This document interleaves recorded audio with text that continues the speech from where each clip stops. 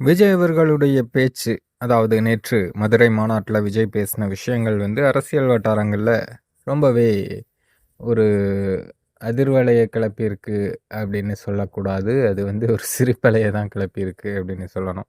ஏன்னா எல்லாருமே விஜய் அவர்கள பயங்கரமா கலாய்ச்சு தள்ளிட்டு இருக்காங்க. அதுலயும் அண்ணாமலை வந்து சமீபத்தில ஒரு பிரஸ் மீட் ஒண்ணு அட்டெண்ட் பண்ணியிருந்தாரு. அதுல என்ன சொல்றாரு அப்படின்னா, எல்லோருக்கும் விஜய் தாய்மாமா என்றால் 50 ஆண்டுகளாக எங்கே சென்றார்? எத்தனை சகோதரிகளுக்கு சீர் கொடுத்தார்? தாய்மாமா தான் நடித்த படங்களுக்கு இலவசமாக டிக்கெட் கொடுக்கிறாரா? அப்படின்னு அண்ணாமலை வந்து கேள்வி எழுப்பியிருக்காரு. ஸோ தாய்மாமா உறவு அப்படிங்கிறது சாதாரண விஷயம் இல்ல. அத வந்து விஜய் கொஞ்சம் கரெக்ட்டா கையாளணும் அப்படிங்கிற மாதிரி அண்ணாமலை வந்து பேசியிருக்காரு.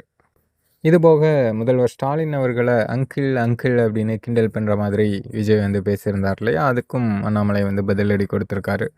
என்னதான் முதல்வர் மேல நமக்கு கருத்து வேறுபாடுகள் இருந்தாலும் கூட, ஒரு கட்சி தலைவர் வந்து இப்படி பேசுறது, கிண்டல் அடிக்கிறது வந்து ஏற்புடையதா இல்ல. இப்படிப்பட்ட ஒருவர எப்படி முதல்வரா மக்கள் ஆக்குவாங்க? கட்டாயமா அது நடக்காத விஷயம் அப்படின்னு அண்ணாமலை வந்து பேசியிருக்காரு.